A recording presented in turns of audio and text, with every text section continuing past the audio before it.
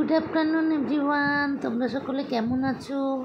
আশা করি তোমরা সকলেই খুব খুব খুব ভালো আছো। আর তোমাদের ভালোবাসায় আমরাও খুব ভালো আছি। তো আজকে তোমাদের কাছে একটা নতুন রান্না নিয়ে চলে এসেছি। দেখো, ইলিশ মাছের ভাপা তো আমরা সকলেই খেয়ে থাকি।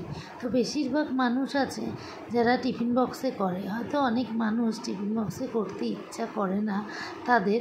তো আজকে সেই রান্নাটা তাদের জন্য।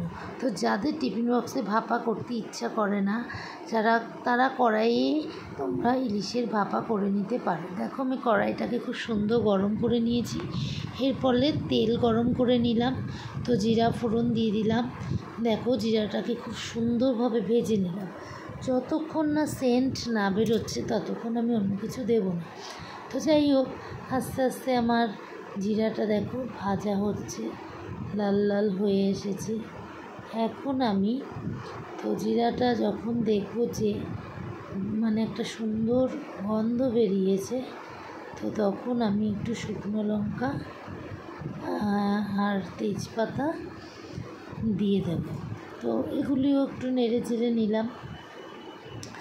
আর এই রান্নাটা কিন্তু অতি অল্প ফ্লেমেই করবে, বেশি ফ্লেম দেবে না, তাহলে কিন্তু মশলাটা প্রথম দিকে পুড়ে যেতে পারে। তো দেখো, আমি ভাপা করার জন্য মশলাটা আগেই করে নিয়েছিলাম। তো এই মশলাটা তোমাদের সামনে শেয়ার করলাম না, তা আমি বলে দিচ্ছি।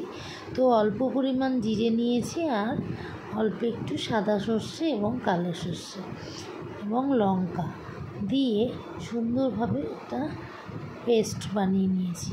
তো এটাকেই আমি দিয়ে দিয়েছি। দেখো, খুব বেশি ফ্লেম দেবে না, তাহলে মশলাটা পুড়ে যেতে পারে। আর এই যখন মশলাটা তৈরি করেছিলাম, তো এর মধ্যে আমি নুন দিয়ে নিয়েছিলাম, তো সেজন্য আমি পরে আর নুন অ্যাড করিনি। তো দেখো, এখন শুধু হলুদটাই অ্যাড করে দিলাম। তো এখন মশলাটাকে একটু হালকা কষিয়ে নিলাম। এরপরে আমি একে একে দেখো মাছগুলো বসিয়ে দেব। তো মাছগুলো আমি দিয়ে দিয়েছি। ভীষণ খেতে সুস্বাদু হয়েছিল। আশা করি তোমরা যারা টিফিন বক্সে করে থাকো ভাপা, তারা এইভাবে করে একটু খেয়েও দুর্দান্ত লাগবে।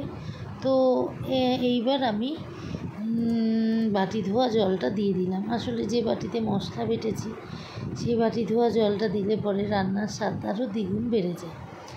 তো দেখো, আমি দেখতেই পাচ্ছ এটা একটু ঝোল ঝোল টাইপের হয়ে গেছে। তো এই ঝোলটা টানবে, যত বেশি টানাবে তত একটা গ্রেভি তৈরি হয়ে যাবে, তখনই বুঝবে তোমার মাছগুলো হয়ে গেছে।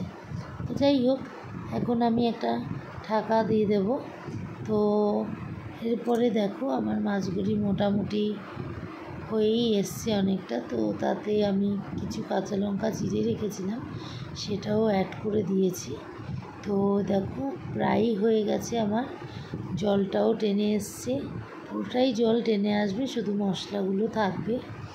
তো দেখো, এইভাবে তোমরা একদিন করে খেও। আমার হয়েই গেছে, সম্পূর্ণভাবে তৈরি হয়ে গেছে। দেখো, এইভাবে তোমরা একদিন তৈরি করে খেও এবং জানিও কেমন লেগেছে আমার এই রান্নাটা। তো আমি এভাবেই ভাপা করি, আর মাঝে মাঝে টিফিন বক্সে করি। তো এভাবেই বেশি সুবিধা। টাটা বন্ধুরা।